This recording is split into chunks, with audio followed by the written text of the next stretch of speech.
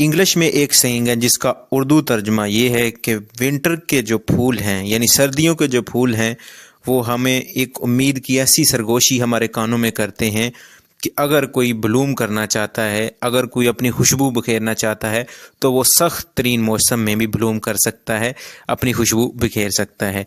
तो जनाब, सर्दियों के मौसम आ चुका है और सर्दियों में उगने वाले फूलों की आज बात करेंगे।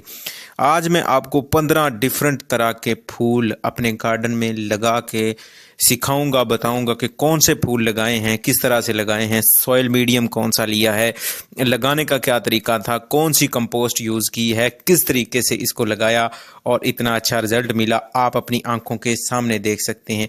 इसकी पनीरी तैयार की, फिर इसको मैंने अपने आंखों के सामने बड़े होते देखा। एक गार्डनर के लिए ये बहुत ही दिलचस्प सूरत हाल होती है जब वो अपने हाथों से छोटे नन्हे बीज लगाता है, फिर उससे पौधे निकलते हैं, फिर उस पौधों से लुत्फ़अंदोज़ होता है, उसके करीब जाता है, फिर उससे हरियाली देखता है, फिर उससे निकलते हुए फूल देखता है। जब वो फूल देखता है तो फिर डिप्रेशन को, टेंशन को, हर चीज़ को भूल जाता है।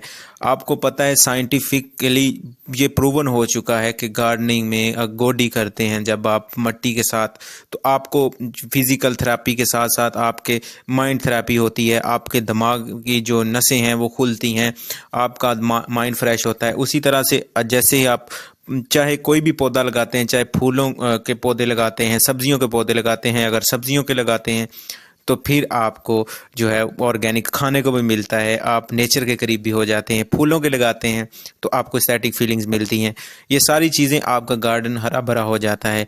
ये सारी चीज़ें इस चैनल पर आपको मिलती रहती हैं। डिफरेंट तरह की मोस्ट डिमांडिंग वीडियो आपकी जो नज़र हम करते रहते हैं, तो इसलिए गुजारिश करते हैं कि अगर आप इस चैनल पर नए हैं तो इस चैनल को जल्दी से सब्सक्राइब कर लें। जैसे मैं पहले बता चुका हूँ कि आज 15 ऐसे फूलों की नई वैरायटियाँ जो सर्दियों में लगती हैं वो लगाने का आपको तरीका भी बताऊंगा और बताऊंगा कि कौन से लगाएं, और आपको मोटिवेट भी करूंगा कि आप भी अपने गार्डन की इसे जीनत बना सकते हैं। सबसे पहला काम होता है एक गार्डनर के लिए, वो होता है कि मिट्टी की तैयारी करना।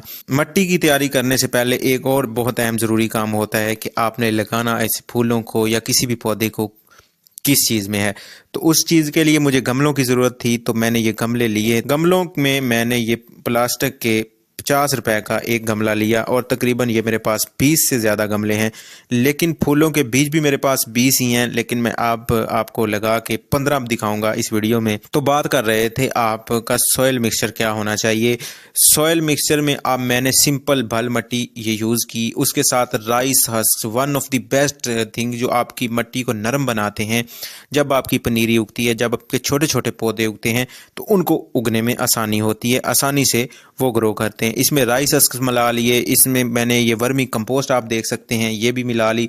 मैंने इस तमाम गमलों की मिट्टी इकट्ठी तैयार इस तरह से की कि इसमें वर्मी कंपोस्ट शामिल किया है, इसमें राइस हस्क शामिल किए, इसमें भल मिट्टी शामिल की।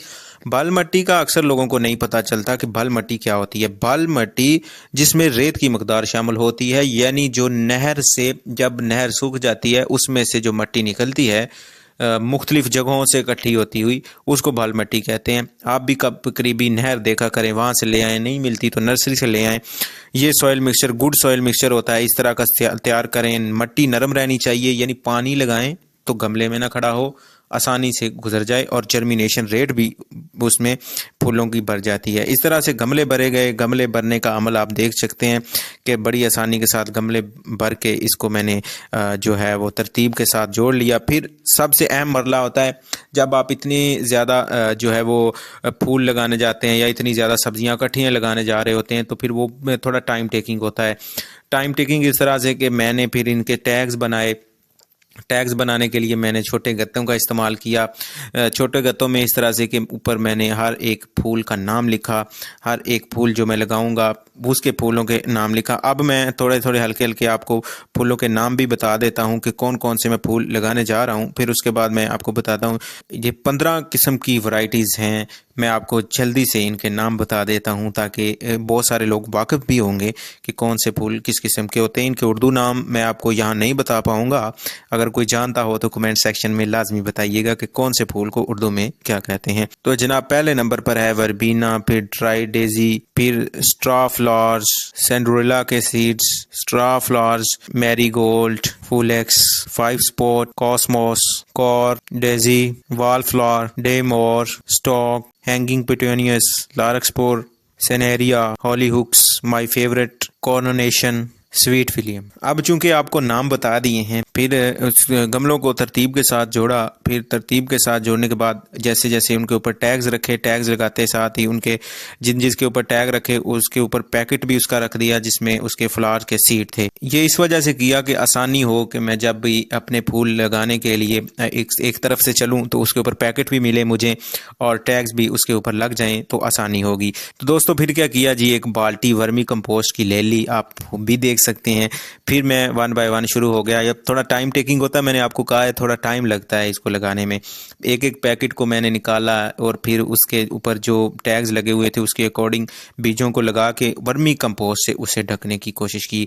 वर्मी कंपोस्ट से ढकने का क्या मतलब था कि नरम सॉइल होती है, यानी नरम मीडिया था, तो बीज जर्मिनेट होने में आसानी होती है और आसानी हुई भी। और मैंने देखा कि तकरीबन 3 से 4 दिन के अंदर हर एक फूल के जो बीज हैं वो जर्मिनेट आसानी से हो गए। इसी तरह से 1 बाय 1 हर एक के बीज लगाए और फिर उसके ऊपर वर्मी कंपोस्ट की लेयर भी लगा दी जी। लेयर्स लगाने के बाद, बीज लगाने के बाद सबसे अहम मरला आता है कि इसको पानी दिया जाए।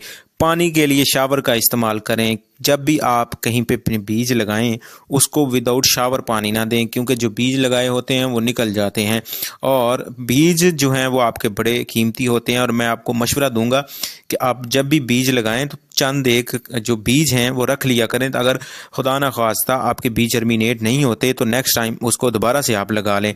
तो इसी तरह से सब्जियों के बीज भी आप लगा सकते हैं। अब जो सब्जियां सर्दियों की लग रही हैं उनकी लिस्ट हमारे पास व्हाट्सएप का लिंक जो है वो डिस्क्रिप्शन में मौजूद है। हमारे साथ कांटेक्ट करके जो सर्दियों में लगने वाली सब्जियां हैं उनकी लिस्ट ले सकते हैं और होम डिलीवरी पर आप सब्जियों के बीज मंगवा सकते हैं। इसी तरह से सर्दियों में लगने वाली, गर्मियों में लगने वाली तमाम तरह की सब्जियां हमारे पास अवेलेबल होती हैं। आसानी के साथ आप हमारे साथ कांटेक्ट करें व्हाट्सएप पर और आपको होम डिलीवरी हम दे देंगे। दोस्तों ये करने के बाद जनाब एंड हो जाता है और ये जर्मिनेशन भी आप देख सकते हैं कि खूबसूरत तरीके से तमाम पौधों ने जर्मिनेशन स्टार्ट कर ली। और इस तरह से मैं अब लुत्फ़अंदोज़ होऊंगा इन 15 ऐसे खूबसूरत फूलों से। तो अगर ये वीडियो आपको पसंद आती है तो इस चैनल को जल्दी से सब्सक्राइब कर लें, वीडियो को लाइक कर दें, अपने दोस्तों के साथ, फ्रेंड्स के साथ लाजमी शेयर कीजिएगा। मुझे दीजिए इजाज़त। अल्लाह निगहबान।